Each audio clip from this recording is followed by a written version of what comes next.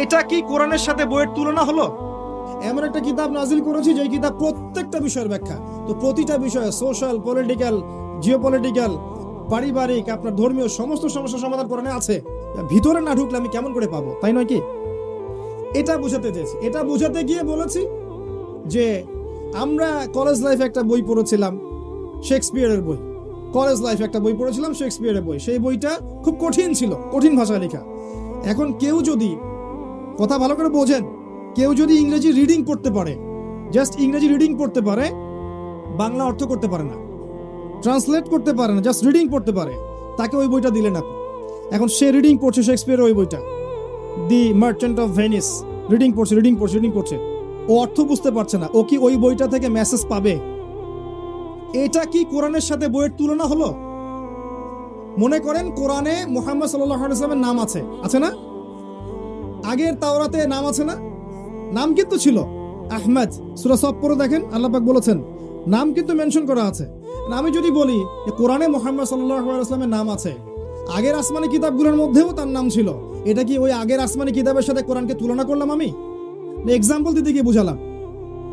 আমাদের সমস্যা কি ভাই? আমরা কি সহজ কথা বুঝি না নাকি? এটা কি কোরআনকে শেক্সপিয়ারের বইয়ের সাথে তুলনা করা হলো? একটা এক্সাম্পল দিলাম। যদি একটা বইয়ের ভাষা আমি না জানি, অর্থটা না বুঝি, তাহলে ওইখান থেকে তো মেসেজ পাবো না আমি। যে একইভাবে কোরআনের যে ভাষা, এর যে অ্যারাবিক, এর গ্রামার, এর তাফসীর, এর তর্জমা, এগুলো যদি কেউ না জানে, সেখান থেকে কি সে হক বাতিল, ভালো মন্দ, ন্যায় অন্যায় এগুলো বুঝতে পারবে কিনা? এটা বোঝাতে গিয়েই বলেছি যে কোরআনের অর্থগুলোর দিকে জোর দেওয়া আমাদের উচিত হবে। এটাকে অন্যায় করেছি ভাই? যদি বলেন অন্যায় করেছি, ফাঁসি দিয়ে দেন আমাকে, নাকি কিয়ামতের মাঠে উঠি আমি আল্লাহর কাছে যে আল্লাহ এই কথা বলেছিলাম, ফাঁসি দিয়ে দিয়েছে আমাকে। সুবহানাল্লাহ। সম্মানিত উপস্থিতি, কেমন আছেন আপনারা? আলহামদুলিল্লাহ, আলহামদুলিল্লাহ আলা কুল্লি হাল ওয়া ফি কুল্লি মাকান। সুখে দুঃখে সর্বাবস্থায় সমস্ত প্রশংসাকার আল্লাহ রাব্বুল আলামিন সূরা ইব্রাহিমের মধ্যে বলেছেন, লা ইন শাকারতুম লা আযীদান্নাকুম। হে আমার বান্দারা, তোমরা যদি শুকরিয়া আদায় করো, আমার প্রতি কৃতজ্ঞতা প্রকাশ করো, আমি তোমাদের প্রতি আমার নিয়ামতকে বাড়িয়ে দেব। ওয়া লা ইন কাফারতুম ইন্না আযাবি লাশাদীদ। আর যদি তোমরা অকৃতজ্ঞ হও, আমার সাথে কুফরি করো, তবে মনে রেখো আমার শাস্তি বড়ই কঠিন। আল্লাহ পাক যেমন গফুর রহিম ওয়া হুয়া শাদীদুল ইকাব, আইদান আল্লাহ পাক যেমন গফুর রহিম, পরম করুণাময়, অসীম দয়ালু, একইভাবে আল্লাহ পাক কিন্তু কঠোর শাস্তিদাতাও বটে। প্রত্যেক যুগে যুগে যে বা যারা আল্লাহ এবং তার রাসূলের আনুগত্য করবে, আল্লাহ পাক নিঃসন্দেহে তাদের প্রতি হবেন গফুর এবং রহিম।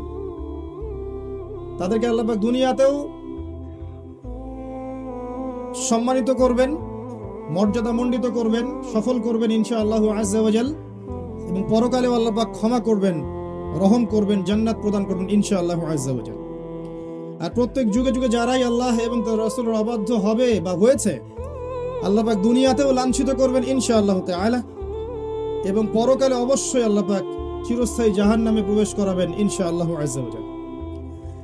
আল্লাহ পাকের সমীকরণ খুব সহজ। আল্লাহর সমীকরণটা শোনেন, দ্য ফিলোসফি অফ লাইফ। সূরা বাকারার 38 এবং 39 নম্বর আয়াতে আল্লাহ পাক বলেছেন, কুল নাহবিতু মিনহা জামিআ। আল্লাহ পাক বলছেন যে আমি বললাম তোমরা পৃথিবীতে নেমে যাও। কারা নেমে যাবে? আদম আলাইহিস সালাম, হাওয়া আলাইহিস সালাম, ইবলিস। তোমরা পৃথিবীতে নেমে যাও।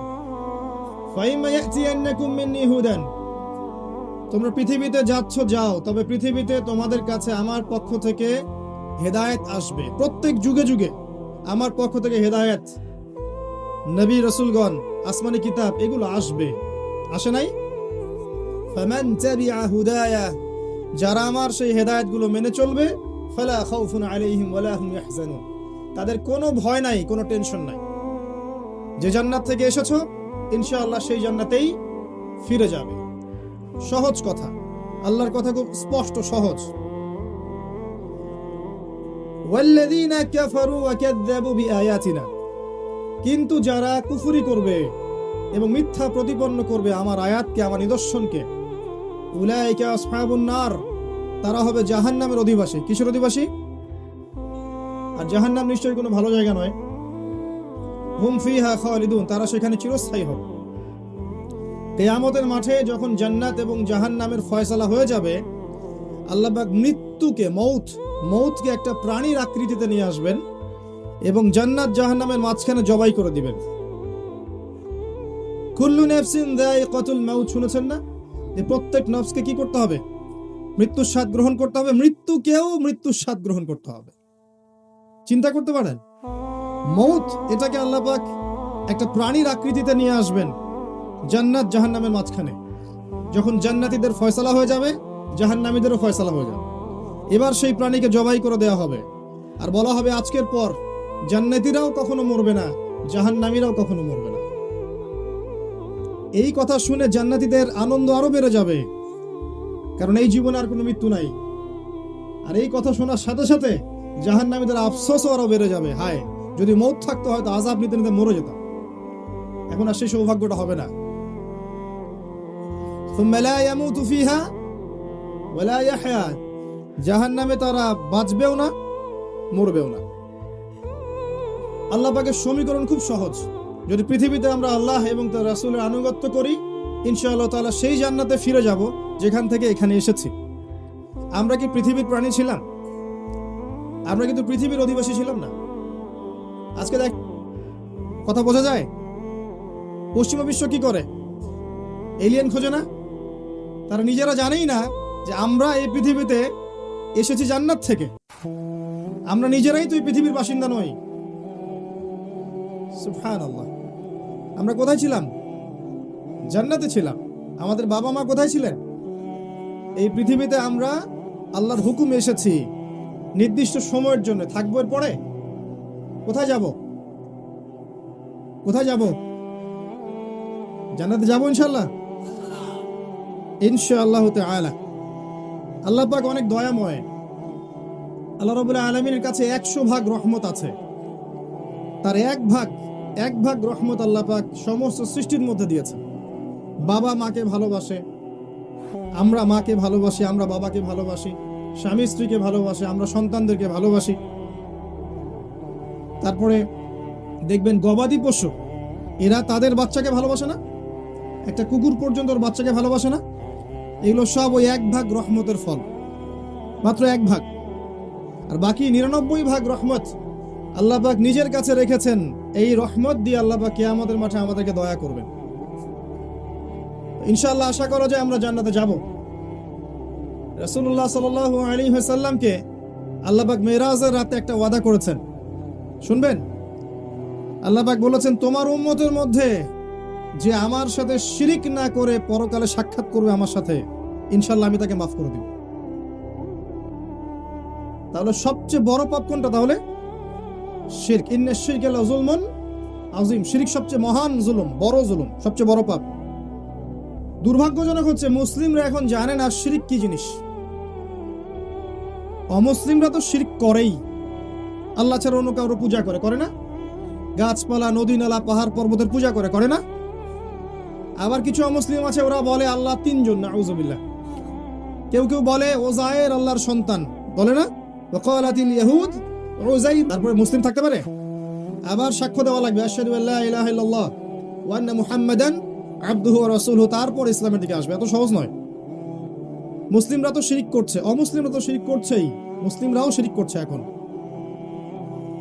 অনেক অমুসলিম বলছে যে আল্লাহ 3 জন, আল্লাহ, জিবরিল, ঈসা ইবনে মারইয়াম, নাউযুবিল্লাহ। তো এই যে শিরক, এটা কিন্তু শুধু ইবাদতের ক্ষেত্রে নয়, প্রত্যেকটা ক্ষেত্রেই শিরক আছে। আমি আপনাকে দেখাচ্ছি। তার আগে একটা হাদিস শুনেন। সহিহ বুখারীতে 4 বার এসেছে হাদিসটা, 1 বার 2 বার না, 4 বার। আল্লাহ রাব্বুল আলামিন আদম আলাইহিস সালামকে ডাকবেন কিয়ামতের মাঠে। আদম আলাইহিস সালাম আসবেন। ওই দিন তো আপনারা জানেন কোন নবী সুপারিশ করতে পারবে? সবাই হাঁটুর ভরে ইয়া নাফসি। আদম আলাইহিস সালাম ইয়া নাফসি, নবী মূসা ইয়া নাফসি, ঈসা ইবনে মারইয়াম ইয়া নাফসি, দাউদ, সুলাইমান, ইব্রাহিম, ইসমাঈল, ইসহাক, ইয়াকুব, সবাই। শুধু মুহাম্মদ সাল্লাল্লাহু আলাইহি ওয়াসাল্লাম বলবেন কি, ইয়া উম্মতি ইয়া উম্মতি। একজন মানুষ যার আদর্শ ফলো করতে এখন যুবকদের লজ্জা লাগে, তাই না? দাড়ি ছাড়তে লজ্জা লাগে না এখন? দাড়ি রাখলে বলে ব্যাকডেটেড হয়ে গেছে, মৌলবাদী হয়ে গেছে, সন্ত্রাসী হয়ে গেছে, বলে না? টাকনুর উপর কাপড় তুলতে লজ্জা লাগে, তাই না?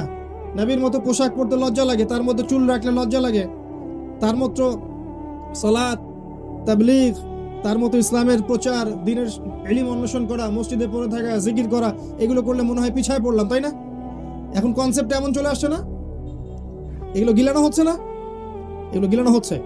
কিন্তু সেই একমাত্র ব্যক্তি মুহাম্মদ সাল্লাল্লাহু আলাইহি ওয়াসাল্লাম, যার চেয়ে বিচক্ষণ স্মার্ট কোনো ব্যক্তিত্ব পৃথিবীতে ছিল না, আসবেও না। তার পূর্বের সমস্ত গুনাহ মাফ, পিছনের সমস্ত গুনাহ মাফ, যিনি হচ্ছেন আমাদের উসওয়াতুল হাসানা, তাই নয় কি? রোল মডেল, আপনার রোল মডেল। আপনি কাকে ফলো করবেন? একটা মানুষ কি সরাসরি আল্লাহকে পেতে পারে? একটা মাধ্যম লাগবে না?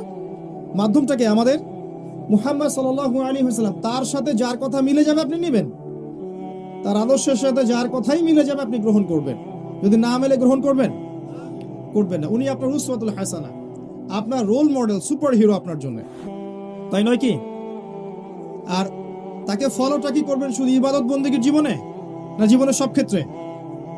এই আকীদা পরিষ্কার রাখবেন। শুধু ইবাদতের ক্ষেত্রে আমি মুহাম্মদ সাল্লাল্লাহু আলাইহি ওয়াসাল্লামের উম্মত, আর অর্থনৈতিক জীবনে, সামাজিক জীবনে, পলিটিক্যাল লাইফে বা পারিবারিক লাইফে আমি তার উম্মত নই, এমনটা যেন না হয়। প্রত্যেকটা ক্ষেত্রে আমাদের উসওয়াকে হাসানাকে, রোল মডেলকে মুহাম্মদ সাল্লাল্লাহু আলাইহি ওয়াসাল্লাম। এই কথাটা কি মৌলবাদী কথা? আচ্ছা, এটাও খেয়াল রাখবেন। না বললেন কেন? এটা অবশ্যই ফান্ডামেন্টাল কথা, এটা অবশ্যই একটা ফান্ডামেন্টাল কথা। কারণ ইসলামের কিছু বেসিক ফান্ডামেন্টাল আছে। আল্লাহ বিশ্বাস করতে হবে, করতে হবে না? মালায়েকায় বিশ্বাস করতে হবে না? আসমানি কিতাব সমূহে করতে হবে না? সমস্ত নবী রাসূলকে বিশ্বাস করতে হবে কিনা? পরকালে বিশ্বাস করতে হবে না? তাকদীরের ভালো মন্দ বিশ্বাস করতে হবে? মুহাম্মদ সাল্লাল্লাহু আলাইহি ওয়াসাল্লামকে আদর্শ মানতে হবে। এই প্রত্যেকটা মূলনীতি নয় কি? এই মূলনীতি মেনে না চললে কেউ মুসলিম হতে পারবে, মুমিন হতে পারবে? অতএব এই ফান্ডামেন্টাল পিলারগুলোতে বিশ্বাস করতেই হবে। অতএব সবাই আমরা মৌলবাদী, কোনো সমস্যা নেই। কথা বুঝতে পারছেন? এই প্রত্যেকটা বিষয় মানতেই তো হবে, এটা তো মৌলিক বিষয়। না মানলে তো আপনি মুসলিম হতে পারছেন না, তাই নয় কি? হ্যাঁ, ইসলামকে নিয়ে গোরামি করব না, ঠিক আছে।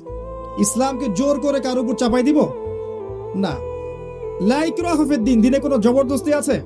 ক্বাদ তাবায়্যানা রুশদু মিনাল গায়, একদম স্পষ্ট হয়ে গেছে না? আলো অন্ধকার, হেদায়েত এবং গুমরাহি স্পষ্ট হয়ে গেছে না?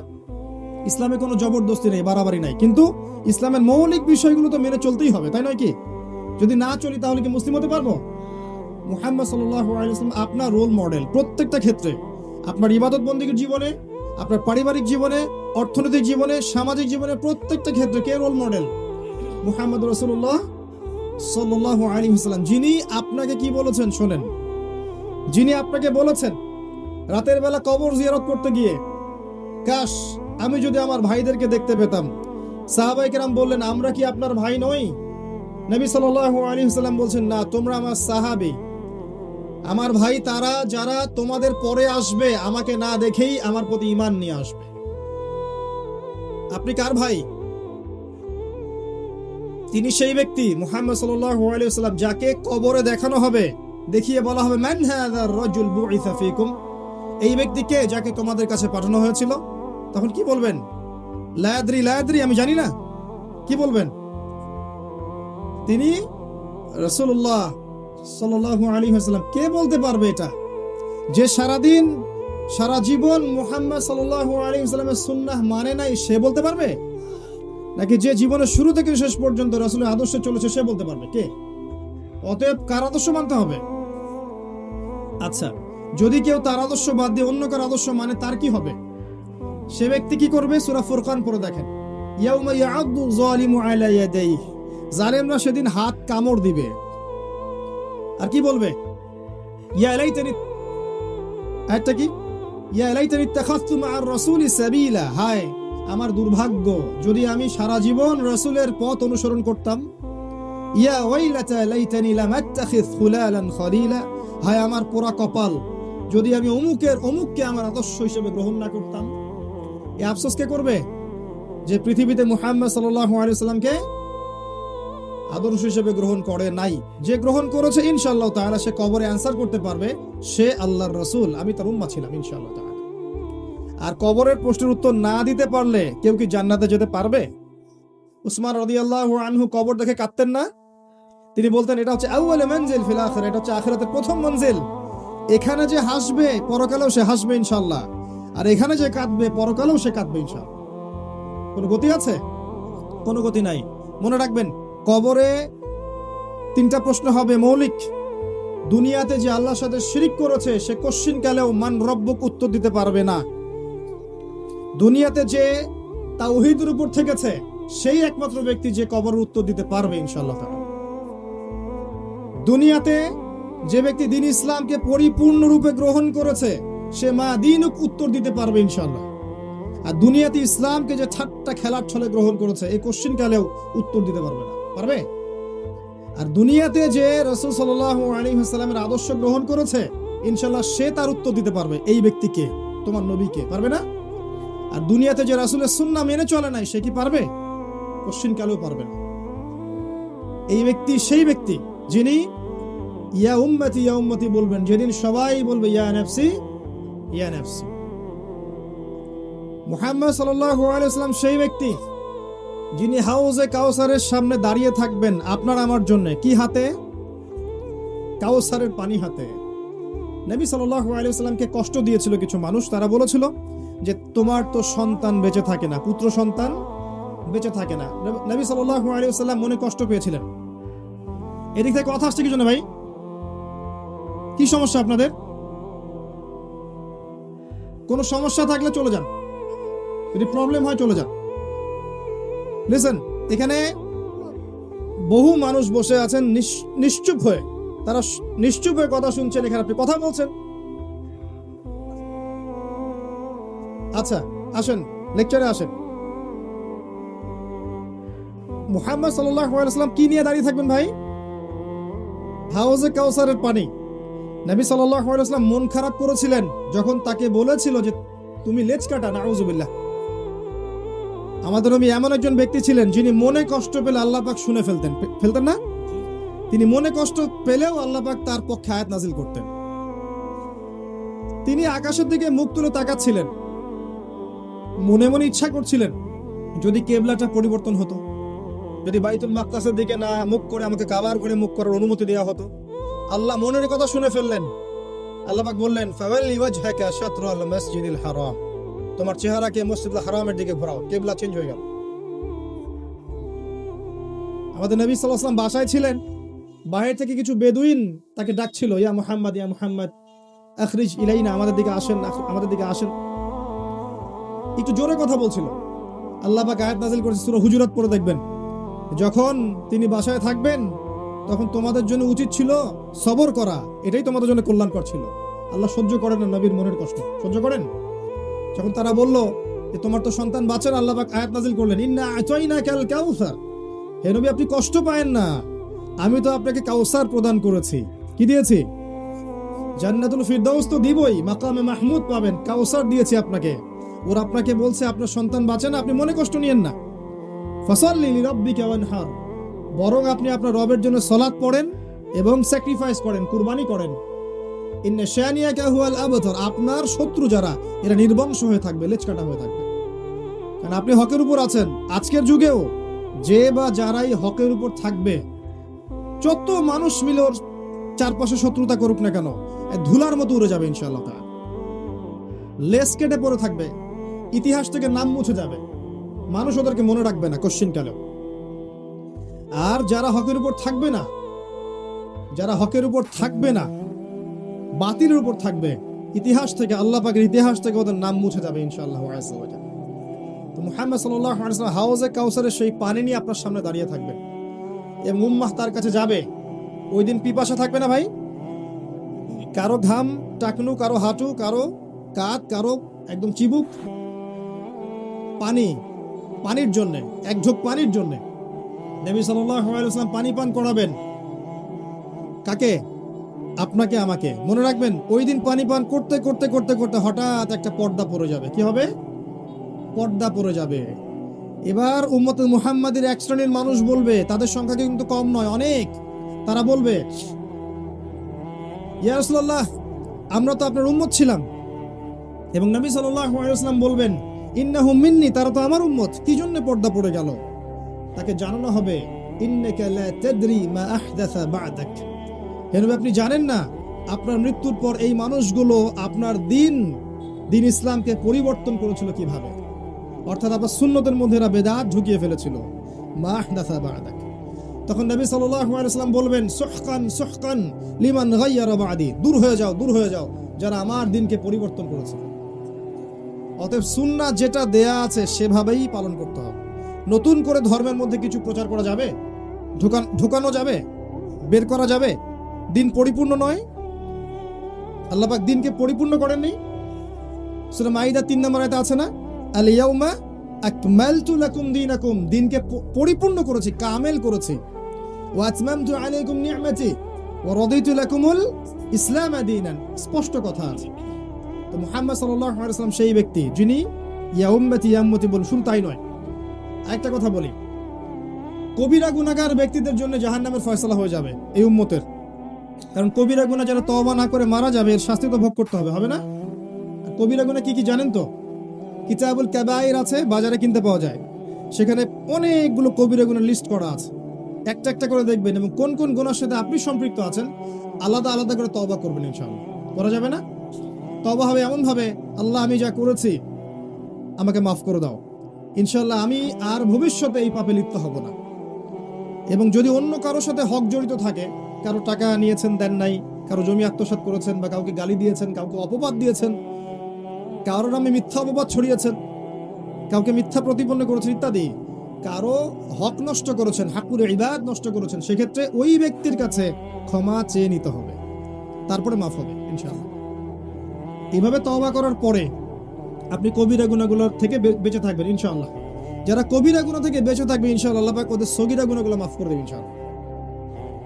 আচ্ছা, কবিরা গুনাহগার ব্যক্তি যারা তওবা না করে মারা গেছে, নবী সাল্লাল্লাহু আলাইহি ওয়াসাল্লাম তাদের জন্য সুপারিশ করবেন। যাদের জাহান্নামের ফয়সালা হয়ে যাবে, নবী সাল্লাল্লাহু আলাইহি ওয়াসাল্লাম সুপারিশ করে তাদেরকে জান্নাতে নিয়ে যাবেন ইনশাআল্লাহ তাআলা। তো এই ব্যক্তির আদর্শ ফলো করতে আমাদের লজ্জা লাগে? দাড়ি ছেড়ে দিতে লজ্জা লাগে? একটু তার মতো পাগড়ি পরলে লজ্জা লাগবে? টাকলুর উপর কাপড় পরলে কি পিছিয়ে পড়বো? ঢিলেঢালা পোশাক পরলে পিছিয়ে পড়বো? তার মতো করে নামাজ পড়লে পিছিয়ে পড়বো? রমজানের রোজা রাখলে পিছিয়ে পড়বো? কোরআন তেলাওয়াত করলে, অর্থ বুঝলে পিছিয়ে পড়বো? হাদিসগুলো চর্চা করলে পিছিয়ে পড়বো? তার দিনের তাবলীগ করলে পিছিয়ে পড়বো? তার দিনকে যদি প্রতিষ্ঠা করতে চাই এবং প্রতিষ্ঠার জন্য জানমাল সময় শ্রম ব্যয় করি, আল্লাহ কি আমাকে পিছিয়ে দিবেন? নাকি মুহাম্মদ সাল্লাল্লাহু আলাইহি ওয়াসাল্লাম আমাদেরকে নিয়ে গর্ব করবেন? কোনটা? এই ভালো কে না বুঝে? এই ভালোটা কে না বুঝে বলেন তো? শুধু দরকার সেই ঈমান। আল্লাহ পাক কি আছেন না মারা গেছেন? আল্লাহ আছেন। মারা যাবেন কখনো? তার নবীর সুন্নাহ আছে না নাই? তার উপর নাজিলকৃত কিতাব আছে না নাই? হাদিসের বইগুলো আছে না নাই? সবই আছে, শুধু আমাদের সেই ঈমানটুকু নাই। সবই আছে, কিন্তু আমাদের সেই ঈমানটুকু কিন্তু আজকে হয়তো বা নাই। না হলে আমরা আজকে এত পিছিয়ে পড়লাম কিভাবে? একটা সময় ছিল মুসলিমরা সারা বিশ্বকে শাসন করতো না? করতো কি না? আবু বকর সিদ্দিক রাদিয়াল্লাহু আনহুর সময় কারা শাসন করতো বলেন? ইহুদিরা, খ্রিস্টানরা, নাস্তিকরা, মুরতাদরা? কারা করতো? ওমর ইবনুল খাত্তাবের সময় কারা করতো? উসমান রাদিয়াল্লাহু আনহুর সময়, আলী ইবনে আবি তালেব, উমাইয়া খেলাফতে, আব্বাসীয় খেলাফত, এদিকে ফাতেমি খেলাফত, কর্ডোবার ইসলামী খেলাফত, উসমানীয় খেলাফত, এই প্রত্যেকটা খেলাফায় কারা শাসন করেছে? বিগত 100 বছরে কারা করছে বিশ্বকে শাসন? বিগত 100 বছরে কারা করছে? কেন এই পরিবর্তন হলো? আমরা কোথায় গেলাম? আমরা হারিয়ে গেলাম কিভাবে? বিশ্বের প্রতিটি ডিপার্টমেন্ট, পলিটিক্স, ইকোনমিক্স, এডুকেশন, আপনার ওয়ার্ল্ড অ্যাফেয়ার্স, আপনার সংস্কৃতি, আপনার মিডিয়া, প্রযুক্তি, সামরিক বিষয়, অস্ত্রশস্ত্র কারা নিয়ন্ত্রণ করছে? মুসলিমরা করছে। আমরা এই জায়গায় আসলাম কিভাবে বিগত 100 বছরে? এই ইতিহাসটা কখনো পড়া লাগবে না? জানা লাগবে না? এখন যদি বলি যে বিগত 100 বছরে আমরা পিছিয়ে পড়েছি, আমি কি উম্মার অবমাননা করলাম? না, আমি উম্মার সমস্যা তুলে ধরলাম। সমস্যা ফাইন্ড আউট করতে না পারলে সলিউশন পাওয়া যায়? যদি আমি সমস্যা খুঁজে বের করতে না পারি, আমি কি সলিউশন পাবো? পাবো না। এই অবস্থায় এমনি এমনি আসি নাই আমরা। কিভাবে আসছি? প্রথমত কোরআন থেকে সরে গেছি, নবীর সুন্নাহ থেকে সরে গেছি, দুনিয়াকে বেশি প্রাধান্য দিয়েছি পরকালের চাইতে, অর্থনৈতিক জীবনে হালাল হারামের পরোয়া করছি না, পারিবারিক কাঠামো ভেঙে যাচ্ছে, নামাজি ব্যক্তির সংখ্যা কমেছে। নামাজি ব্যক্তির সংখ্যা কিন্তু দেখবেন আমাদের 90% মুসলিম বলেন ঠিকই, খেয়াল করে দেখবেন মসজিদে কিন্তু ফজরের নামাজে 90% নাই, আছে না?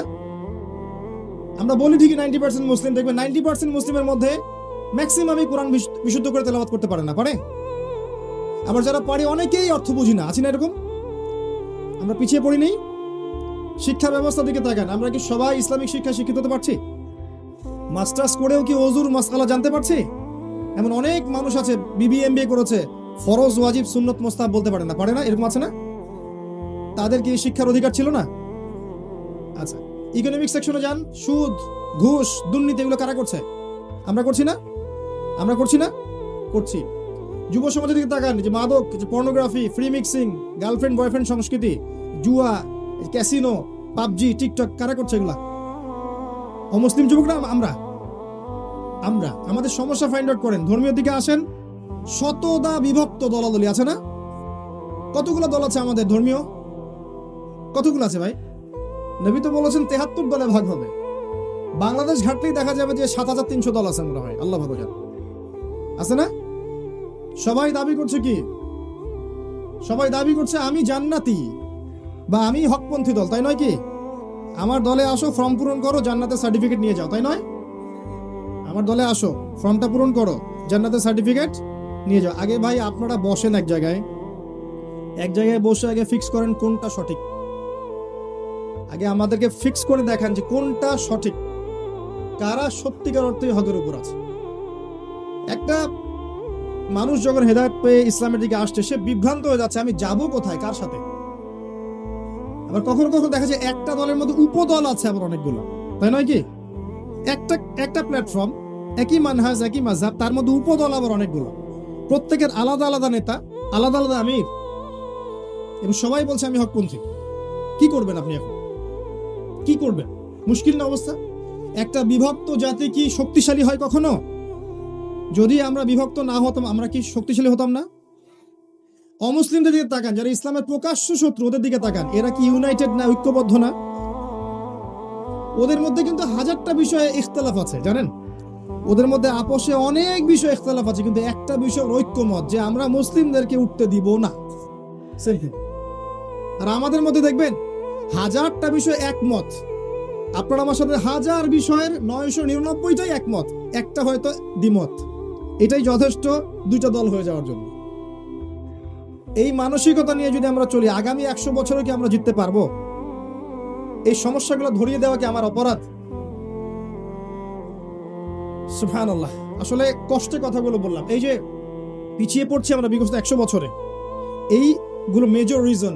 কোরআন থেকে সরে আসা, নবীর সুন্নাহ থেকে সরে আসা, নামাজি ব্যক্তি প্রোটেস্ট্যান্ট ভার্সন হয়ে যাওয়া, ইসলাম পালন করছি, যেটা আমার ভালো লাগে সেটা করছি, এটা ভালো লাগে না করছি না, নামাজ পড়ছি, সুদও খাচ্ছি, যাকাত দেই, ঘুষও খাই, মাশাআল্লাহ রমজান রোজা রাখি, গার্লফ্রেন্ডের সাথে অ্যাফেয়ার করি, আবার দেখবেন তাসবিহ তাহলিল করছি, এদিকে আবার দেখবেন দুর্নীতি করছি।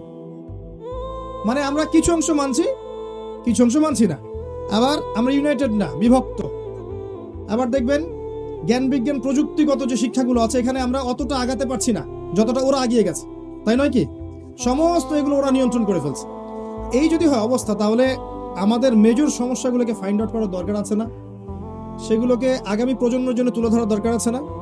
আমরা পারি আর না পারি, হয়তো পরের প্রজন্ম যেন এগুলোকে ফেস করে সামনে যেতে পারে, এটা দরকার আছে না? এগুলোর ইন্টেলেক্ট কবে জাগবে আমাদের? আল্লাহ যেন আমাদের সবাইকে শুভবুদ্ধি দান করেন, উম্মার সেই হারানো ঐতিহ্য আল্লাহ পাক আবারও ফিরিয়ে নিয়ে আসেন, আমিন। শোনেন ভাই, আমরা চেষ্টা করি আর না করি, আল্লাহ পাক তো কিছু মানুষকে দ্বারা করাবেন না?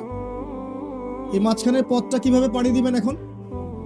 এভাবে কি হেলায় খেলায় দিন পার করব, নাকি আসলে সমস্যাগুলো ফাইন্ড আউট করে সমাধানের চেষ্টা করতে হবে? কোনটা? আপনারা চিন্তা করেন। যতটুকু বুঝি শেয়ার করলাম।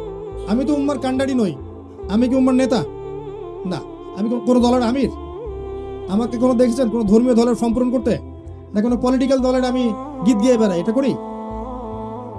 হ্যাঁ, একটা কাজ করি, প্রত্যেকটা দলের যে ভালো জিনিসগুলো আছে আমি সেটা খোলা মনে নেওয়ার মানসিকতা রাখি, কোনো সমস্যা নেই, সে যেই হোক না কেন। প্রত্যেকটা মুসলিমদের কমিউনিটির মধ্যে যার মধ্যেই যে ভালোটুকু আছে, ভালোটা আমি যাচাই করবো কোরআন সুন্নাহ দিয়ে। কোরআন সুন্নাহর মধ্যে যেটা মিলবে ভালো, আলহামদুলিল্লাহ, ওইটুকু নিতে আমার কোনো আপত্তি নাই। কিন্তু যেগুলো নেগেটিভ বিষয় সেগুলোকে উম্মার ঐক্যের খাতিরে এখন এড়িয়ে যাওয়া লাগবে না? ওই বিষয়গুলো কিনে পড়ে থাকি, আমরা কি ওদের সাথে ফাইট করতে পারবো? যদি ছোট ছোট বিষয়গুলো কিনে ইখতিলাফে পড়ে থাকি, আমরা কি ওদের সাথে আদৌ ফাইট করতে পারবো? তার সময়টা নষ্ট হবে। এই সময়টুকুর মধ্যে দেখবেন ওরা আরো এগিয়ে যাবে, আরো শক্তিশালী হবে। এইটুকু বোঝার জন্য কি আপনার পিএইচডি করার দরকার আছে? এইটুকু বোঝার জন্য কমন সেন্স যথেষ্ট না? আল্লাহ পাক আমাদেরকে কমন সেন্স দান করুন, উম্মার ঐক্য দান করুন, আমাদের মধ্যে আল্লাহ পাক তাওহীদ দান করুন, সুন্নাহ দান করুন, ওলামায়ে কেরামের ঐক্য দান করুন। আল্লাহ পাক আমাদের যুব সমাজকে কবুল করুন, আমাদের পরবর্তী প্রজন্মকে কবুল করুন। আল্লাহ পাক যেন আমাদেরকে এই বিশ্বকে চ্যালেঞ্জ করার মতো জ্ঞানী হওয়ার তৌফিক দান করেন। কোরআন সুন্নাহকে হাতে নিয়ে ওয়ার্ল্ডকে ডিল করার মতো যোগ্যতা আল্লাহ পাক দান করেন। আল্লাহুম্মা আমিন।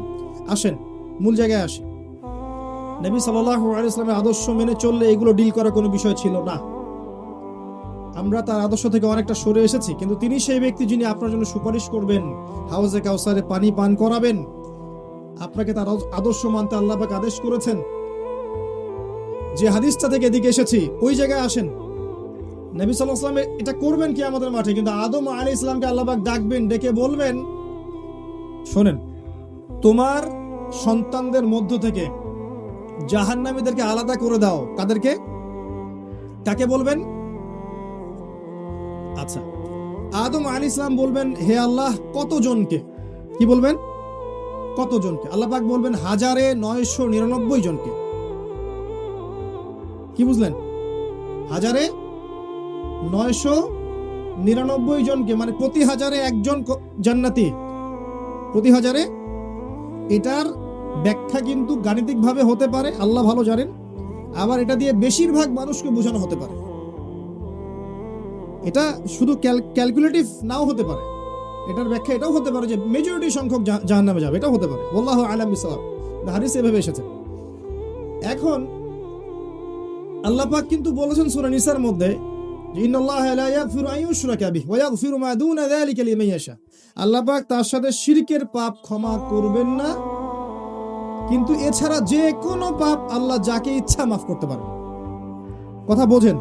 আল্লাহ বলেছেন আল্লাহ পাক শিরক ছাড়া অন্য যে কোনো পাপ যাকে ইচ্ছা মাফ করতে পারেন। কথা কি বুঝতে পারছেন? আচ্ছা, তাহলে এই যে মেজরিটি সংখ্যক মানুষ জাহান্নামে যাচ্ছে, এদের আমলনামায় কোন পাপটা থাকতে পারে? কথা কি বুঝতে পারছেন? কারণ শিরক ছাড়া অন্য পাপ থাকলে আল্লাহ তো চাইলে মাফ করতে পারতেন, তাই নয় কি? একটা পাপ আল্লাহ পাক তওবা না করে মারা গেলে মাফ করবেন না, এটা আল্লাহ পাক বলেছেন।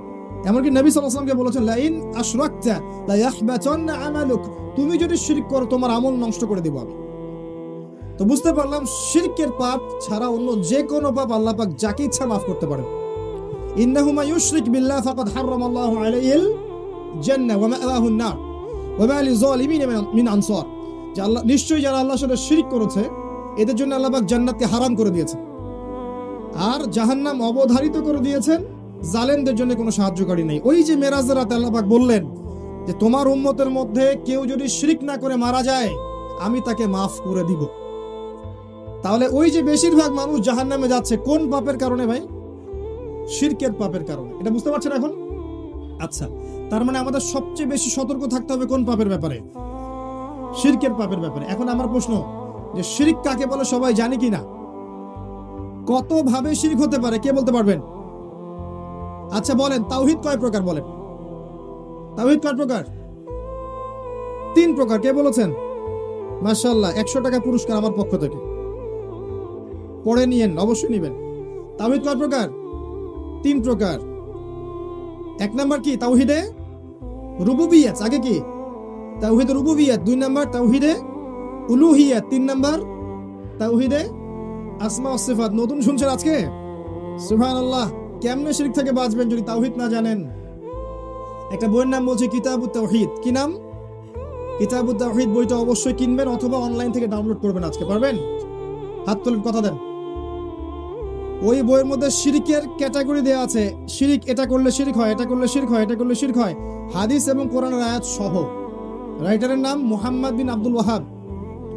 আমি ওয়াহাবি বানাচ্ছি না আপনাদেরকে।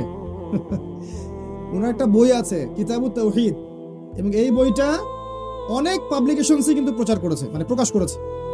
বাংলা বাজারে যান, পাবেন। যেটা আপনার কাছে ভালো মনে হয় কেনেন। ওখানে শিরকের অনেকগুলো ক্যাটাগরিজ আছে। এটা এটা এটা এটা করলে শিরক হয়। এই শিরকগুলা জানবেন, আল্লাহর ওয়াস্তে নিজে এবং পরিবারকে বাঁচাবেন। সমাজ রাষ্ট্র পরে, আগে নিজে এবং নিজের পরিবার। সমাজ রাষ্ট্র পরে, এটা পরে, আগে নিজের পরিবার। পারবেন না ইনশাআল্লাহ তাআলা। এবার আসেন, আমি খুব শর্ট করে বলছি। একমাত্র আল্লাহ রাব্বুল আলামিনকেই সৃষ্টিকর্তা, পালনকর্তা, রিজিক দাতা, সন্তান দাতা, ভালো মন্দের মালিক, বিধান দাতা, ইবাদত পাওয়ার মালিক, সেজদা পাওয়ার মালিক, দোয়া পাওয়ার মালিক, কুরবানি পাওয়ার মালিক, নজর মানত পাওয়ার মালিক, সমস্ত রকম ইবাদত, ভয়, ভালোবাসা পাওয়ার মালিককে কে বলে? আল্লাহ। এইটা বিশ্বাস করার নাম হচ্ছে কি? তাওহীদ। এর নাম কি? একত্ববাদ। সব কিছু কোত্থেকে হয়? সব কোত্থেকে হয়? নাকি অন্য কোথাও থেকে হয়? না সবকিছু জাতিসংঘ থেকে হয়? সবকিছু জাতিসংঘ থেকে হয়? কোত্থেকে হয়? এখন বিশ্বের সবকিছু ওখান থেকে হয়, সব ওখান থেকে হয়। আল্লাহ থেকে সবকিছু হয়। এই কনসেপ্টের নাম কি?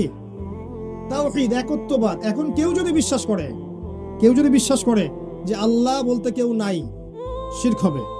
কেউ যদি বিশ্বাস করে আল্লাহ আছেন, আরো ইলাহ আছে, কি হবে?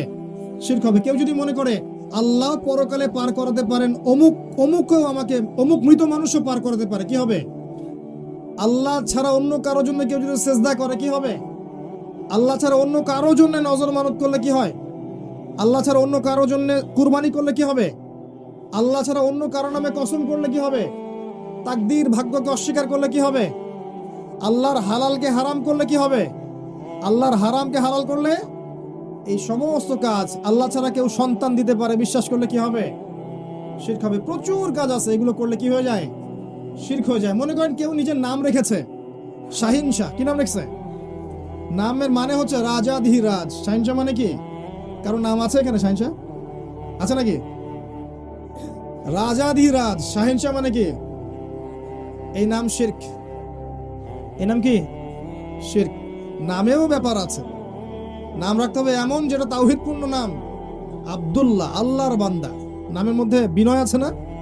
তাওহীদ আছে না? আব্দুর রহমান, আর রহমানের বান্দা, নামের মধ্যে তাওহীদ আছে না?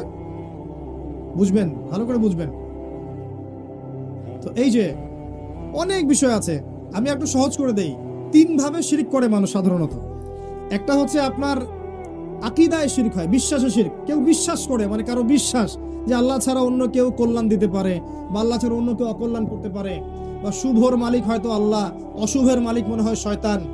অথবা কেউ যদি মনে করে ফেরেশতাদের নিজস্ব ক্ষমতা আছে, আল্লাহর ক্ষমতা ছাড়াই ওরা আমার উপকার করতে পারবে। কেউ যদি জিন জাতির আশ্রয় নেয় যে জিনরা আমার উপকার করতে পারবে, কেউ যদি জাদু করে, কাউকে জিনের সাহায্য নিয়ে জাদু করে, বা কেউ যদি মনে করে যে আল্লাহ ছাড়া কেউ সন্তান দিতে পারে, কেউ রিজিক দিতে পারে, কেউ ভালো মন্দের মালিক, ইত্যাদি ইত্যাদি, আল্লাহ ছাড়া কেউ বিধান দিতে পারে, কেউ আমার উপকার করতে পারে, অপকার করতে পারে, কেউ চিন্তা করে, বিশ্বাস করে, এই বিশ্বাসটাই কি? শিরক। এটা আকীদাগত শিরক, চিন্তাগত শিরক। আবার কেউ করে কর্মগত শিরক। যেমন কাজ করতে গিয়ে কেউ আল্লাহ ছাড়া অন্য কাউকে সেজদা করলো, করে না? মুসলিমরা কবর পূজা করে না? এই বিষয়গুলো নিয়ে আমাদের কথা নাই, আমাদের মৌলিক বিষয়গুলো নিয়ে কথা নাই। আমরা ব্যস্ত আছি কি নিয়ে জানেন? কে কার ভুল ধরবে এটা নিয়ে। মূল বিষয়ে মানুষ শিরক করে ঈমান খোয়াচ্ছে, কোনো সমস্যা নাই। একটা শব্দ ভুল হয়েছে কিনা ধরো ওটাকে। তো এখনকার মানুষ স্মার্ট, তারা সব বুঝে যে পিছনের কারণগুলো কি। তো বিষয়টা শোনেন, মুসলিমরা কি আল্লাহ ছাড়া অন্য কাউকে সেজদা করছে না? এই যে আল্লাহ ছাড়া অন্য কাউকে সেজদা করছে, আল্লাহ ছাড়া অন্য কারো কাছে দোয়া করছে, আল্লাহ ছাড়া অন্য কারো কাছে নজর মানত করছে, কুরবানি করছে, ইত্যাদি ইত্যাদি, এই কাজগুলো কর্মগত শিরক। কেমন শিরক? ফেইলি কাজ, কর্মগত শিরক। আরেকটা আছে কথা, আপনার কওল, কথা বলতে গিয়ে শিরক। বলে ফেললো যে ভাই কেমন আছেন, বললো আপনার দয়ায় ভালো আছে। কি হলো এটা? ভাই আপনার মায়ের কি খবর? হ্যাঁ মা ভালো আছেন, ডাক্তারটা না আসলে মা মারা যেত। কি হলো এটা? ভাই কিসে করে আসলেন? এই নৌকায় আসছি। তারপর মাঝি খুব ভালো ছিল ভাই, নাহলে নৌকাটা ডুবে যেত। কি এটা? অনেক বিষয় আছে, কথা খুব কেয়ারফুলি বলতে হয়। কেউ গালি দিল যে এই যুগটা ভালো না, এই সময়টাই ভালো না, শিরক হয়ে গেছে। আর সময় মালিক কে? আল্লাহ। এমনকি কেউ যদি বাতাসকেও গালি দেয়, বাতাসকে গালি দিয়েছে, ওই বইটা পড়ে দেখেন, লেখা আছে। এটাও একটা খারাপ কাজ। কেউ মনে করেন যে হাতে একটা বালা পড়েছে, হাতে একটা বালা পড়েছে বা কয়েকটা আংটি পড়েছে, এবং তার বিশ্বাস যে এই বালা আমাকে রোগ ব্যাধি থেকে বাঁচাবে, এই আংটি আমাকে বিপদ আপদ থেকে বাঁচাবে। কি হবে এটা? অনেক ব্যাপার আছে, কথা বলতে গেলেও খেয়াল রাখতে হবে কি বলছি। ওই যে খেয়াল করে দেখবেন, শোনেন, খেয়াল করে দেখবেন যে মিউজিক শোনেন না আপনারা? শোনেন তো নাকি? অনেকেই শোনে। মিউজিকের গানের লিরিক্স গুলোকে দেখবেন, গানের লিরিক্স বোঝেন? গানের কথাকে বলে লিরিক্স। এই লিরিক্স গুলোকে খেয়াল করে দেখবেন, প্রচুর গানের লিরিক্স আছে শিরক। তোমাকে ছাড়া বাঁচবো না, এটা কি আছে না? গানের লিরিক্স এখন মনে করতে পারছি না, কিন্তু গান শুনলে, গান লিরিক্স গুলো পড়লে আমি বলতে পারবো যে লিরিক্সের মধ্যে দেখবেন শিরকি কথা আছে, আছে না? তোমার জন্য চাঁদ নিয়ে আসবো, তারা নিয়ে আসবো, হ্যাঁ, তুমি আমার জীবন, তুমি আমার মরণ, আছে না এলা কথা? এলা কি কথা এগুলো? তাওহীদ না? তাওহীদ না শিরক? খেয়াল করে দেখবেন গানের লিরিক্সের মধ্যে শিরক আছে। এই জন্য মিউজিক থেকে দূরে থাকতে বলি। শুধুমাত্র বাদ্যযন্ত্র আর সবকিছুই না, গানের লিরিক্সে শিরক আছে আপনার। এমন কথা আপনি মুখ দিয়ে বলছেন যেগুলো শিরকি কথা। যখন মানুষ শিরিক করছে, আমল নামা নষ্ট হয়ে যাচ্ছে। আর বাদ্যযন্ত্র, আপনার অন্যান্য বিষয় তো আরো আছেই, এগুলো তো পরের ইস্যু। গানের কথায় শিরক আছে। অনেক সময় দেখা যায় ইসলামিক সং, নাশিদ, এর মধ্যেও শিরকি কথা ঢুকিয়ে দেওয়া হয়েছে। খুব খেয়াল করে চলতে হবে আর কি। তো এই তিন ভাবে শিরক হতে পারে। একভাবে কি চিন্তায়, বিশ্বাসে, আরেকভাবে কর্মগত, একটা কি কথায়। খেয়াল রাখবেন যে কথা, কর্ম এবং চিন্তা, এই তিনটা ক্ষেত্রে যেন শিরক না হয়। এবার হচ্ছে সেই সুসংবাদ। নবী সাল্লাল্লাহু আলাইহি ওয়াসাল্লাম একটা হাদিসে কুদসিতে বলেছেন যে আল্লাহ পাক কিয়ামতের মাঠে কি করবেন শোনেন। আল্লাহ রাব্বুল আলামিন বলছেন, হে আদম সন্তান, হে আদম সন্তান, তুমি যদি কিয়ামতের মাঠে আমার সামনে এই আসমান জমিন সমান গুনাহ নিয়ে উপস্থিত হও, কিন্তু তোমার আমলনামায় শিরক না থাকে, তাহলে আমি আল্লাহ তোমার সামনে আসমান জমিনের সমান দয়া বা রহমত নিয়ে হাজির হব। মানে সেই ব্যক্তি কোথায় যাবে? জান্নাতে চলে যাবে ইনশাআল্লাহ আজ্জা ওয়া জাল। একটা পাপ থেকে যদি দূরে থাকতে পারেন, আজকের মাহফিল সফল। যদি আজকের মাহফিলে একটা লেসন নিয়ে যান যে ভাই যা করেছি যত পাপ তওবা করে নিব, আগামী দিনে যে পাপই হোক না কেন শিরিক কুফরের পাপ যেন না হয়। খুব ডেঞ্জারাস শিরিক আর কুফর। কুফর নিয়ে বলার সময় পাবো না, আজকে শুধু এতটুকু বলছি, আল্লাহ পাকের বিধিবিধানগুলোকে অস্বীকার করা। আল্লাহ পাক বিধান দিয়েছেন সালাত পড়া, কেউ যদি মনে করে অলসতা করে নামাজ পড়ছে না, এটা এক ধরনের মাসআলা। আর কেউ নামাজকে অস্বীকার করছে যে নামাজ পড়া লাগে না, ওইটা পাপী মানুষদের কাজ। আমি তো পাপ করি না, আমার নামাজের দরকার নাই, আছে না? বলে না আমার ঈমান অনেক তাজা আছে, তোমাদের ঈমান দুর্বল, তোমরা নামাজ পড়ো, তাই না?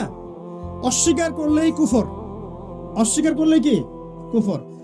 আল্লাহ পাক যাকাত দিয়েছেন, কেউ যদি বলে যাকাত আমি মানি না, সাথে সাথে কি হবে? কুফর, এটা কুফরি। আল্লাহর যে বিধানগুলো আছে এগুলোকে যদি কেউ অস্বীকার করে, কুফরি। মানে না এক বিষয় যে আমি আমল করতে পারছি না, আমি বিশ্বাস করি যে হ্যাঁ এটা আল্লাহর বিধান, আল্লাহ এটা করতে বলেছেন, এটা করতে নিষেধ করেছেন, আমি বিশ্বাস করি, কিন্তু আমি কাজ করতে গিয়ে পারছি না, এটা বিষয় আলাদা। এটার বিষয় কি আলাদা। এই ব্যক্তির তওবার দরজা খোলা আছে, এবং সেই ব্যক্তিকে আপনি ফাসিক জালেম বলতে পারেন।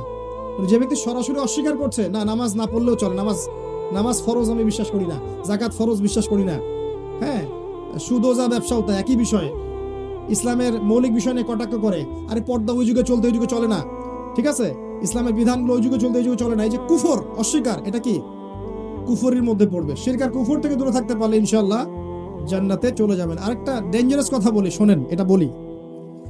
আমাদের মধ্যে একটা ট্রেন্ড দেখা যায়, শোনেন, আমাদের মধ্যে একটা ট্রেন্ড দেখা যায় যে আমরা অন্য কারো দোষ দেখলেই তাকে কাফের ফতোয়া দেই, তাই না?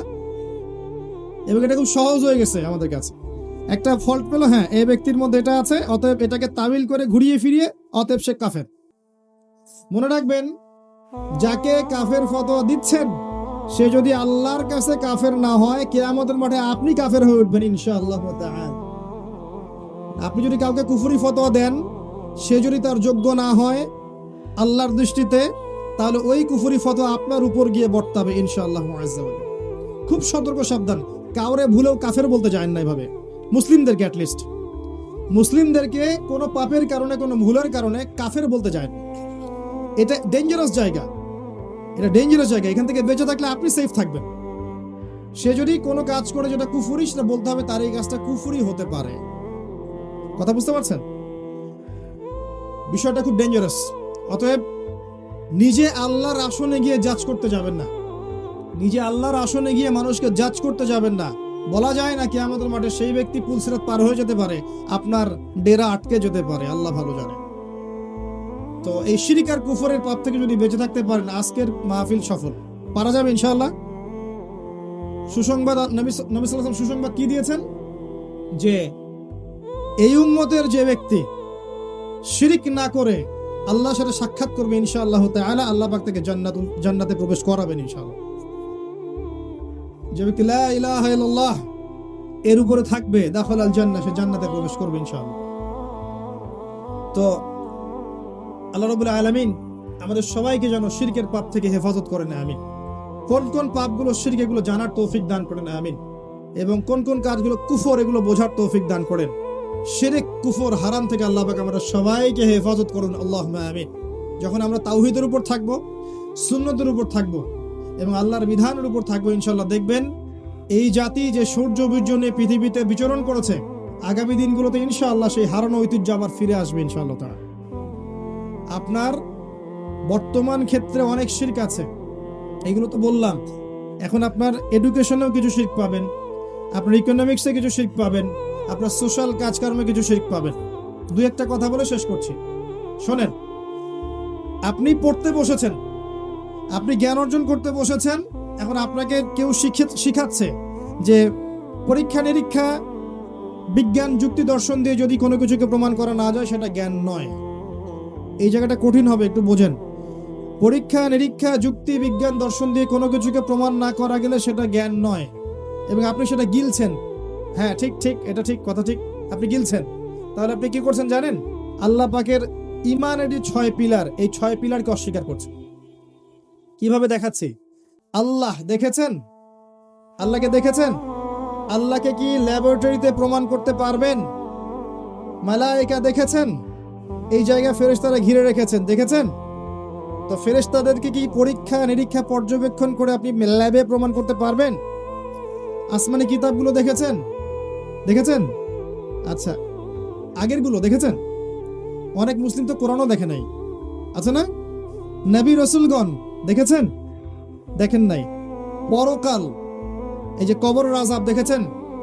জান্নাত জাহান্নাম, মিজান, পুলসিরাত, আমলনামা, কিয়ামতের মাঠ, আল্লাহ পাকের নূর, রূহ, আত্মা দেখেছেন? কিছু দেখেন নাই। এগুলো কি ল্যাবে প্রমাণ করতে পারবেন? পারবেন? আচ্ছা, তাকদীর, ভাগ্যের ভালো মন্দ দেখেছেন? ল্যাবে প্রমাণ করতে পারবেন? আপনার ইমানের 6টা পিলার অদৃশ্য বিশ্বাস, তাই নয় কি? ইমানের 6টা পিলার কি? গায়েবে বিশ্বাস, যালিকাল কিতাব লা রাইবা ফি হুদাল লিল মুত্তাকিন আল্লাযীনা ইউমিনুনা বিল গায়বি। মুত্তাকির প্রথম শর্ত কি? যারা গায়েবে বিশ্বাস করে। ইমানের 6 পিলার গায়েবে নয় কি? গায়েবে নয়। এখন যদি আপনি মেনে নেন যে পরীক্ষা নিরীক্ষা, যুক্তি, দর্শন, বিজ্ঞান দিয়ে প্রমাণ করতে না পারলে জ্ঞান নয়, তাহলে এগুলোকে কি বিশ্বাস করবেন? অতএব আপনি জ্ঞানতাত্ত্বিক যে সংজ্ঞাটা গ্রহণ করেছেন, সেই সংজ্ঞার মধ্যেও কিন্তু শিরক আছে। এটা হচ্ছে আপনার আধুনিক বিশ্বের পড়াশোনার ক্ষেত্রে শিরক। কথা বুঝতে পারলেন? জ্ঞান কোত্থেকে আসে? কার পক্ষ থেকে আসে? ওয়াকুল হাক্কু মির রাব্বিকুম, জ্ঞান, হক, সত্য তোমার রবের পক্ষ থেকে আসে। তাই এই এপিস্টিমোলজি সঠিক নয়। আমাদের বিশ্বাস হচ্ছে আমরা গায়েবে বিশ্বাস করি। এই প্রত্যেকটা বিষয় ল্যাবে প্রমাণ করলেও সত্য, না করলেও কি সত্য, এটার নাম ঈমান। আচ্ছা, আরো আছে, আপনি চলেন ইকোনমিক্স ঘুরাই নিয়ে আসি আপনাকে। আল্লাহ ব্যবসাকে হালাল করেছেন না সুদকে? কোনটা হালাল করেছেন? আচ্ছা, আল্লাহ পাক কি বলেন নাই যে ইন্নাল্লাহ ওয়া আহাল্লাল্লাহুল বাই'a ওয়া হাররামা রিবা? আল্লাহ পাক বলেননি? আল্লাহ পাক ব্যবসা হালাল করেছেন আর সুদকে কি করেছেন? কিন্তু এক শ্রেণীর মানুষ তো বলছে ইন্নামাল বাই'উ মিসলুর রিবা, সুদ ব্যবসার মতোই। সুদ কিসের মতোই? ব্যবসার মতোই। আর নবী সাল্লাল্লাহু আলাইহি ওয়াসাল্লাম বলছেন যে সবচেয়ে নিম্ন পাপ হচ্ছে সুদখোরের, সে তার মায়ের সাথে জিনা করছে। সর্বোচ্চ পাপটা হচ্ছে সে আল্লাহ এবং তার রাসূলের সাথে যুদ্ধ করছে। সূরা বাকারা পড়ে দেখেন, ইত্তাকুল্লাহ ওয়া যারু মা বাকিয়া মিনার রিবা ওয়া ইল্লাম তাফআলু ফাআযানু বিহারবিন মিনাল্লাহি ওয়া রাসূলিহি। আল্লাহকে ভয় করো হে মুমিনরা, সুদ ছেড়ে দাও, যদি না ছাড়ো আল্লাহ রাসূলের সাথে যুদ্ধের ঘোষণা শুনে রাখো। নবীজি আরো বলছেন, এক দিরহাম সুদ খেলে 36টা মেয়েকে রেপ করা হয়, এটা হাদিসে আছে। এবং তিনি মেরাজের রাতে শাস্তি দেখে এসেছেন যে তাদেরকে রক্তের নদীতে ফেলে মাথা ফাটিয়ে দেওয়া হচ্ছে। এখন ইকোনমিক সেকশনে গিয়ে আপনি যে ব্যবসাকে অ্যাভয়েড করে দিলেন এবং যাকাত ভিত্তিক ইকোনমিক সিস্টেমকে অ্যাভয়েড করে রিবা কেন্দ্রিক ইকোনমিক সিস্টেম লঞ্চ করে প্রতিষ্ঠা করলেন, বা আপনি আমি এর মধ্যে সংশ্লিষ্ট হয়ে আছি, এটা কি আল্লাহর হুকুমের বাইরে যাওয়া হলো না? এটা কি আল্লাহর বিধানের বাইরে গিয়ে একটা কুফরি নয়? বড় পাপ নয়? আচ্ছা, এখন যদি এমন হয় যে আল্লাহ পাক আপনাকে দিনার আর দিরহাম দিয়েছেন, কি দিয়েছেন? ইউসুফ আলাইহিস সালামকে কি দিয়ে কিনেছিলেন? ইউসুফ আলাইহিস সালামকে কি দিয়ে কিনেছেন? দারাহিম, দিরহাম দিয়ে। সূরা আলে ইমরানের মধ্যে দিনারের কথা আছে। যুগ যুগ ধরে এগুলো মানুষ ব্যবহার করেছে। এখন একটা সভ্যতা আসলো পৃথিবীতে, এসে বলল এসব ব্যান্ড, এসব আর চলবে না, এখন সব চলবে কাগজ, ইলেকট্রনিক। আল্লাহর হালাল করা কোনো কিছুকে কেউ যদি হারাম করে, কি হয়? এটা শিরক আর কুফর হয় না? ইকোনমিক সেকশনে শিরক, আর অনেক বিষয় আছে। আল্লাহ রাব্বুল আলামিন দিয়েছেন আপনাকে একটা সুপ্রিম কোরআন, যেখানে আল্লাহ পাক প্রতিটা বিষয়ের সমাধান নাজিল করেছেন। এখন বৈশ্বিক সামাজিক এই সমস্যাগুলোর সমাধান যদি আপনি কোরআন থেকে না নিয়ে নিজের মন গড়া মতবাদ থেকে নেওয়া শুরু করেন, এটা কি ডিনাই করা হচ্ছে না কোরআন সুন্নাহকে? হচ্ছে কি না? এই ক্ষেত্রে কি আমি আল্লাহর বিধানের বাইরে চলে গেলাম না? এই যে এগুলোও কিন্তু শিরক কুফরের অন্তর্ভুক্ত বিষয়। শুধুমাত্র যে এই কবরে সেজদার কথা বললাম, এই যে নজর মানতের কথা বললাম, ইবাদত, দোয়া কালাম, এগুলো কথা বললাম, এই ক্ষেত্রেই শিরক হচ্ছে না, বাহ্যিকভাবেও গ্লোবালি অনেক শিরক হচ্ছে। আল্লাহ রাব্বুল আলামিন আমাদেরকে বোঝার তৌফিক দান করুন, তাওহীদের উপর থাকার তৌফিক দান করুন, শিরক থেকে আল্লাহ পাক বাঁচিয়ে রাখুন, আল্লাহুম্মা আমিন। সর্বশেষ একটা নসিহত করে শেষ করব। নসিহতটা হচ্ছে, যদি আমরা ব্যক্তিগত জীবনে, পারিবারিক জীবনে, সামাজিক জীবনে সফল হতে চাই, দুইটা জিনিস আঁকড়ে ধরতে হবে। কয়টা জিনিস? মাত্র দুইটা, যেটা নবী সাল্লাল্লাহু আলাইহি ওয়াসাল্লাম বলেছেন, তারাকতু ফিকুম, আমি ছেড়ে যাচ্ছি তোমাদের কাছে কয়টা বস্তু ভাই? দুইটা বস্তু। লান তাদিল্লু মা তামাসসাকতুম বিহিমা, তোমরা কোশ্চিন কালেও পথভ্রষ্ট হবে না যতদিন পর্যন্ত এই দুটাকে কি করবে? আঁকড়ে ধরে থাকবে। যতদিন পর্যন্ত কি করবে? আঁকড়ে ধরে থাকবে। একটা কি? কিতাব আল্লাহ, আল্লাহর কোরআন, তাই নয় কি? একটা হচ্ছে সুন্নতে নবী, তার নবীর সুন্নাহ, অর্থাৎ হাদিসগুলো। ইজমা কিয়াস আছে, অবশ্যই আছে।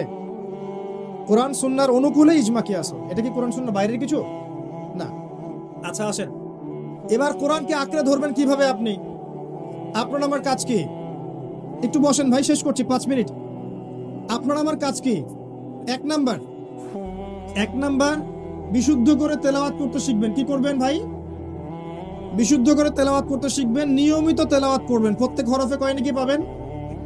10 নাকি পাবেন। এরপরে কিছু অংশ হিফজ করবেন। হিফজ করা যাবে না কিছু অংশ? ইনশাআল্লাহ। এখানেই থেমে যাবেন? যদি এখানেই থেমে যান, তাহলে পরের হকগুলো আদায় হচ্ছে না। হচ্ছে? এটাই বলতে চেয়েছি আমি কোশ্চিন কালেও বলতে চাইনি, বা বলিনি, বা বুঝাইনি যে আপনি কোরআন তেলাওয়াত করবেন না আর হিফজ করবেন না, বা কোরআনের তেলাওয়াত করলে কোনো লাভ নাই, এমন কথা আমি কোশ্চিন কালেও বলিনি। বলেছি? বলেছি শুধু তেলাওয়াত এবং হিফসে সীমাবদ্ধ থেকে যদি আমরা অর্থগুলো না বুঝি, গবেষণা না করি, তাদাব্বুর না করি, তাহলে কোরআনের পূর্ণাঙ্গ হকটা আদায় হচ্ছে না। That's all. এখন আপনি তেলাওয়াত করছি আমরা আলহামদুলিল্লাহ, হিফস করবো আলহামদুলিল্লাহ, এরপরে আরবিক শিখবো না? আরবি শিখে আলেম ওলামার কাছে যাব না? এবং সেখানে গিয়ে আমরা কোরআনের অর্থ বোঝার চেষ্টা করব না? অর্থগুলো বুঝে আমরা এই অর্থগুলো দিয়ে কোরআন থেকে হেদায়েত নিয়ে সমাজে, পরিবারে, বিশ্বে অ্যাপ্লাই করব না? আল্লাহ পাকি কোরআন শুধুমাত্র আমাদেরকে শুধু কি রিডিং পড়ার জন্য কোরআন নাজিল করেছেন, নাকি কোরআন দিয়ে আমরা যেন সব সমস্যার সমাধান বের করতে পারি এই জন্য নাজিল করেছেন?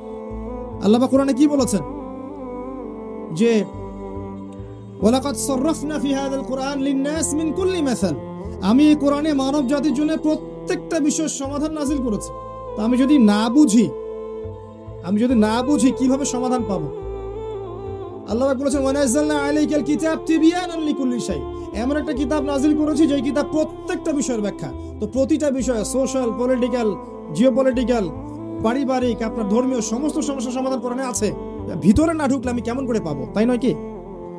এটা বুঝাতে চেয়েছি। এটা বুঝাতে গিয়ে বলেছি যে আমরা কলেজ লাইফে একটা বই পড়েছিলাম, শেক্সপিয়ারের বই। কলেজ লাইফে একটা বই পড়েছিলাম শেক্সপিয়ারের বই। সেই বইটা খুব কঠিন ছিল, কঠিন ভাষায় লেখা। এখন কেউ যদি, কথা ভালো করে বোঝেন, কেউ যদি ইংরেজি রিডিং পড়তে পারে, জাস্ট ইংরেজি রিডিং পড়তে পারে, বাংলা অর্থ করতে পারে না, ট্রান্সলেট করতে পারে না, জাস্ট রিডিং পড়তে পারে, তাকে ওই বইটা দিলেন আপনি। এখন সে রিডিং পড়ছে শেক্সপিয়ারের ওই বইটা, দি মার্চেন্ট অফ ভেনিস, রিডিং পড়ছে, ও অর্থ বুঝতে পারছে না, ও কি ওই বইটা থেকে মেসেজ পাবে? এটা কি কোরআনের সাথে বইয়ের তুলনা হলো? মনে করেন কোরআনে মুহাম্মদ সাল্লাল্লাহু আলাইহি ওয়াসাল্লামের নাম আছে না? আগের তাওরাতে নাম আছে না? নাম কিন্তু ছিল আহমদ। সূরা সফ পড়ে দেখেন, আল্লাহ পাক বলেছেন নাম কিন্তু মেনশন করা আছে।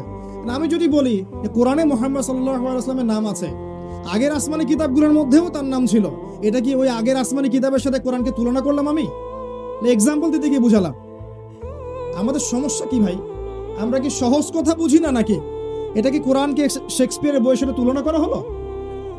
একটা এক্সাম্পল দিলাম। যদি একটা বইয়ের ভাষা আমি না জানি, অর্থটা না বুঝি, তাহলে ওইখান থেকে তো মেসেজ পাবো না আমি। ঠিক একইভাবে কোরআনের যে ভাষা, এর যে অ্যারাবিক, এর গ্রামার, এর তাফসীর, এর তর্জমা, এগুলো যদি কেউ না জানে, সেখান থেকে কি সে হক বাতিল, ভালো মন্দ, ন্যায় অন্যায় এগুলো বুঝতে পারবে কিনা? এটা বোঝাতে গিয়েই বলেছি যে কোরআনের অর্থগুলোর দিকে জোর দেওয়া আমাদের উচিত হবে। এটাকে অন্যায় করেছি ভাই?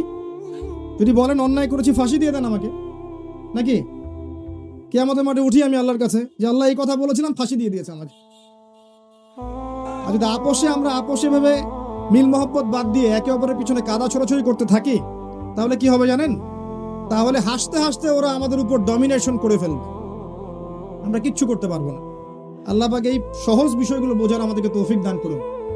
আমরা সবাই একে অপরের ভাই, একে অপরের কল্যাণকামী। আমরা যেন সবাই একে অপরের কল্যাণকামী হয়ে কাঁধে কাঁধ মিলিয়ে আল্লাহর দিনের জন্য কাজ করি। আল্লাহ পাক তৌফিক এনায়েত করুন, আমিন। এবং আল্লাহ পাক বুঝে না বুঝে, যারা বুঝে বা না বুঝে যারা বিকৃতভাবে উপস্থাপন করেছে বা অন্যের কাছে তুলে ধরেছে, যার ফলে তারা বিভ্রান্ত হয়েছে, আল্লাহ পাক সবাইকে যেন মাফ করে দেয়, আমি দোয়া করছি আল্লাহুম্মা, এবং হেদায়েত দান করে আল্লাহুম্মা আমিন। ইউটিউবারদেরকে বলবো, প্রচার করার সময় 100% আমানতদারিতার পরিচয় দিবেন এবং সৎ থাকবেন, যেন আপনার ভুল প্রচারে এমন কিছু প্রচার না হয় যাতে উম্মার ক্ষতি হয়ে যায়, উম্মার মাঝে ফাটল সৃষ্টি হয়, একজন আলেম আরেকজন আলেমের বিরুদ্ধে ভুল মন্তব্য করে ফেলে। এগুলো কোনো কোনো ক্ষেত্রে সামাজিক মাধ্যমের ত্রুটির কারণে হয়ে থাকে। আল্লাহ পাক যেন বোঝার তৌফিক দান করেন। স্মার্ট হন, হিকমার সাথে ঠান্ডা মাথায় দিনের কাজ করেন। আল্লাহ পাক এই উম্মাহকে কল্যাণ দিবেন, বরকত দিবেন ইনশাআল্লাহু আযজা ওয়া জাল, আমিন। এরপর কি করবেন? অবশ্যই আপনি কোরআনের অর্থ বোঝার চেষ্টা করেন, তারপর আদেশ মানবেন, নিষেধ বর্জন করবেন, কোরআনের দাওয়াত মানুষের কাছে পৌঁছাবেন। ইনশাআল্লাহ তখন দেখবেন আল্লাহর জমিনে আল্লাহর বিধান ইনশাআল্লাহ প্রতিষ্ঠিত হবেই হবে ইনশাআল্লাহ তাআলা। আল্লাহ পাক আমাদের সবাইকে কোরআন এবং রাসূলুল্লাহ সাল্লাল্লাহু আলাইহি ওয়াসাল্লামের সুন্নাহ অনুযায়ী জীবনযাপন করার তৌফিক ইনায়েত করুন, আমিন। শিরক থেকে বাঁচিয়ে রাখুন, আমিন। তাওহীদে থাকার তৌফিক দান করুন, আল্লাহুম্মা আমিন। রাসূলুল্লাহ সাল্লাল্লাহু আলাইহি ওয়াসাল্লামকে উসওয়াতুল হাসানা মানার তৌফিক দান করুন, হালাল হারাম মেনে চলার তৌফিক দান করুন। আমাদের মধ্যে যারা অসুস্থ আছে, আল্লাহ পাক সবাইকে শিফায়ে কামেলা দান করুন। যারা মারা গেছেন, আল্লাহ পাক সবাইকে মাফ করে দিন।